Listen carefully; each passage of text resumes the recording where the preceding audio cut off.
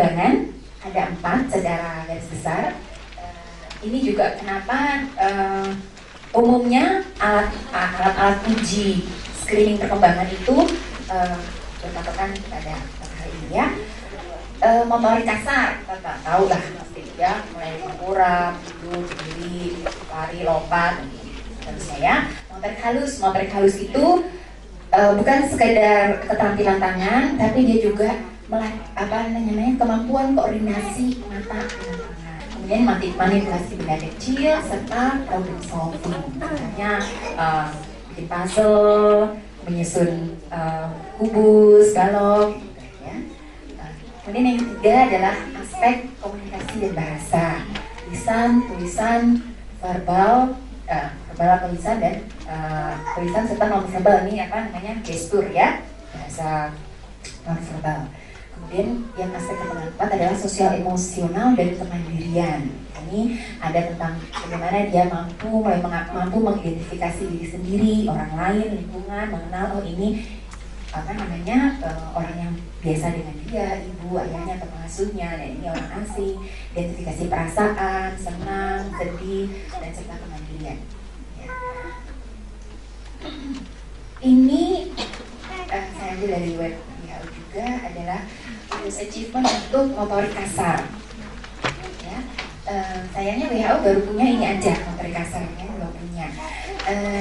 Di sini terlihat jelas ya bahwa setiap keterampilan itu punya rentang gitu.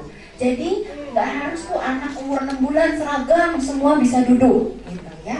Semua keterampilan itu ada rentangnya, sehingga itulah kenapa setiap anak unik.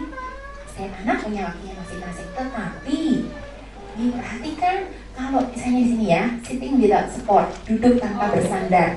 Nah, ini perkembangan bicara, sedikit juga.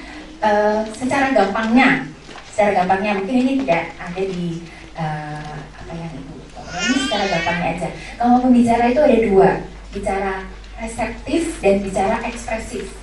Reseptif itu dia paham apa yang dikatakan. Kalau ekspresif itu dia bisa mengungkapkannya sendiri ya, ngomong. Ya, untuk sederhananya, mudah diingatnya, 1 tahun anak itu bisa memahami perintah 1 tahap. Tuh, misalnya duduk, duduk ya.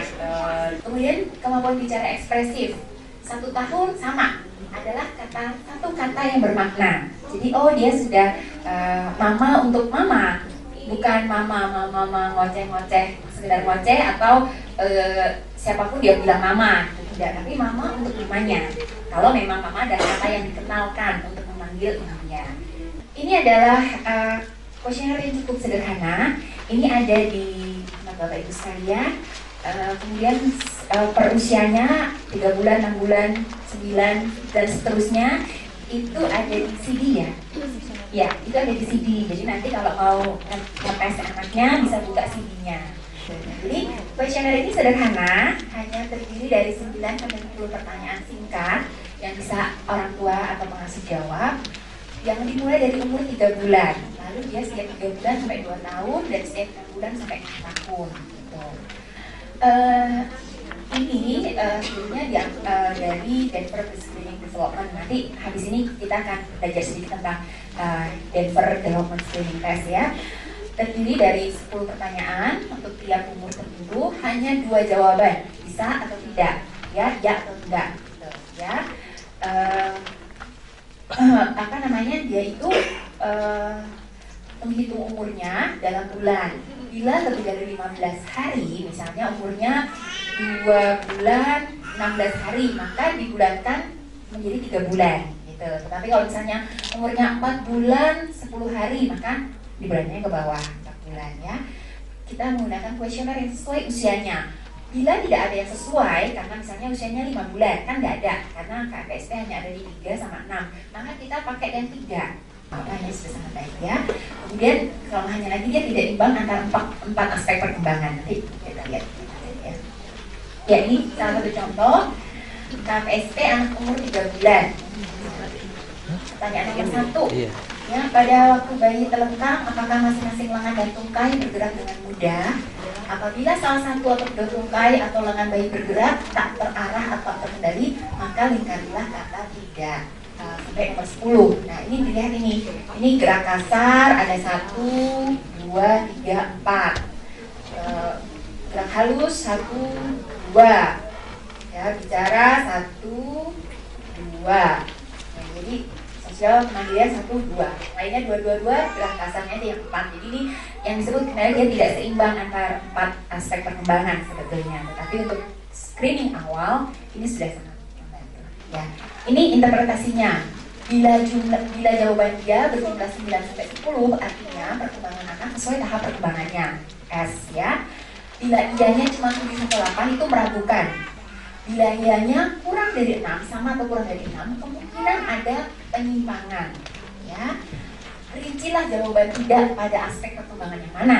Jadi misalnya, jawaban yang tidak itu pada motorik halus, pada perkembangan bicara, ya, dua aspek itu, ya, itu harus dilaporkan.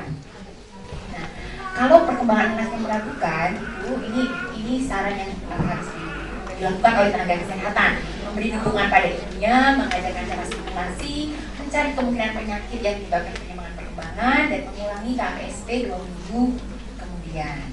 Bila hasilnya tetap ada penyimpangan, atau penyimpangan, maka dirujuk ke mungkin center terdekat, center tumbuh kembang terdekat. Saya mohon maaf, ini tidak jelas ya. Ini adalah Denver Development Screening Test (DDST) yang sekarang kita pakai itu Denver 2. Jadi Denver ini motorik kasar, yang bawah ini motorik kasar, ini bahasa, ini motorik halus dan adaptif, kemudian ini persona sosial. Jadi sama 4 aspek juga yang dinilai ya. Kotak ini melambangkan setiap kotak adalah satu keterampilan. Setiap kotak itu satu keterampilan, ya. Lalu di satu kotak ini, garis yang paling kiri adalah garis di mana artinya 25% anak usia tersebut sudah mampu melakukan keterampilannya di kotak itu. Ya, kalau yang di batas hijau yang sebelah kiri itu artinya 75% anak usia tersebut sudah mampu melakukan keterampilan itu. Ya, mungkin bisa lebih jelas ya.